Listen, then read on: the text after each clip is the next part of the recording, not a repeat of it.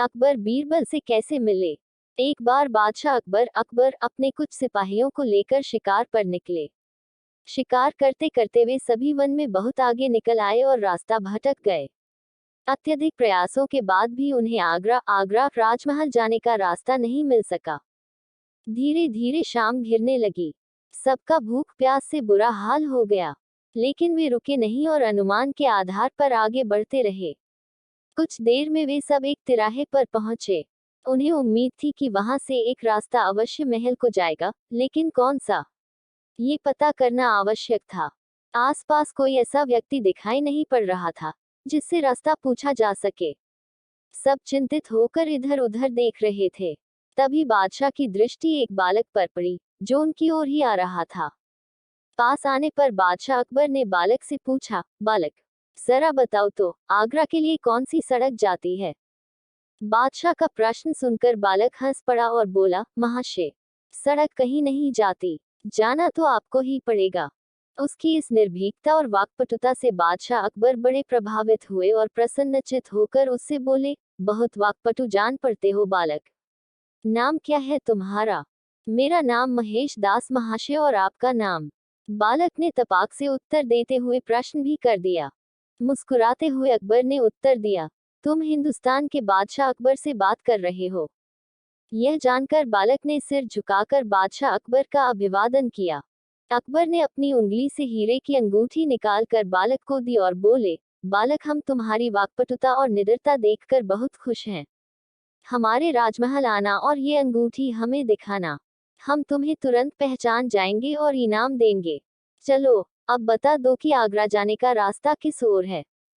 बालक ने अंगूठी ले ली और आगरा जाने का रास्ता उन्हें बता दिया। समय व्यतीत हुआ और महेश दास युवा हो गया। एक दिन उसने बादशाह से मिलने उनके राजमहल जाने का विचार किया और उनकी दी हुई अंगूठी लेकर अपने घर से निकल पड़ा। राजमहल पहुंचकर वह हैरान रह गया। कीमती पत्थरों से निर्मित और बेहतरीन नक्काशी से सज्जित आलीशान राजमहल देखकर उसकी आंखें फटी की फटी रह गई। कुछ देर राजमहल को निहारने के बाद जब वह अंदर जाने को हुआ, तो द्वार पर खड़े दरबान ने उसे रोक दिया। रुको, ऐसे कैसे अंदर चले जा रहे हो। बादशाह अकबर के द्वारा दी हुई अंगूठी दिखाते हुए महेश दास दरबान से बोला, महाशय, मुझे जहां पनाह से मिलना है। दरबान उसे राजमहल में प्रवेश देने के लिए राजी हो गया, किंतु इस शर्त पर कि बादशाह उसे जो भी इनाम देंगे उसका आधा हिस्सा वो उसे देगा।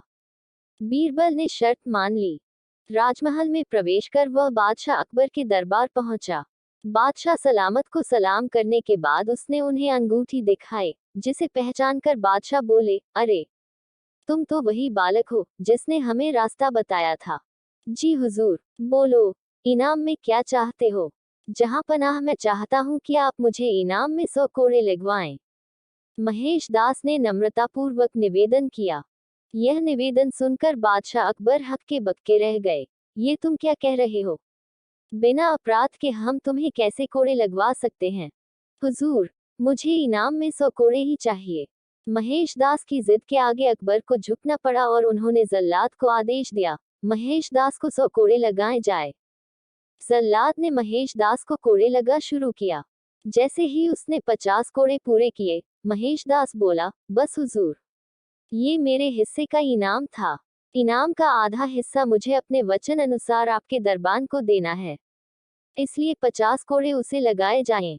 यह कहकर बीरबल ने राजमहल में प्रवेश के लिए दरबान से हुई बातचीत का पूरा विवरण बादशाह अकबर को दे दिया। यह बात सुननी थी कि दरबार में ठहाके लगने लगे। बादशाह अकबर ने दरबान को 50 की जगह 100 कोड़े लगवाए। महेश दास की बुद्धिमानी को देखते हुए उन्होंने कहा, महेश, अपनी बुद्धिमानी के कारण आज से तुम बीरबल कहलाओगे। और अपने नवरत्नों में सम्मिलित करते हुए उसे अपना मुख्य सलाहकार नियुक्त कर लिया। इस तरह बीरबल अकबर बीरबल के खासम खास बन गए। अगर यह कहानी आपको पसंद आई हो तो प्लीज़ मेरे चैनल को लाइक, सब्सक्राइब और शेयर करें। धन्यवाद।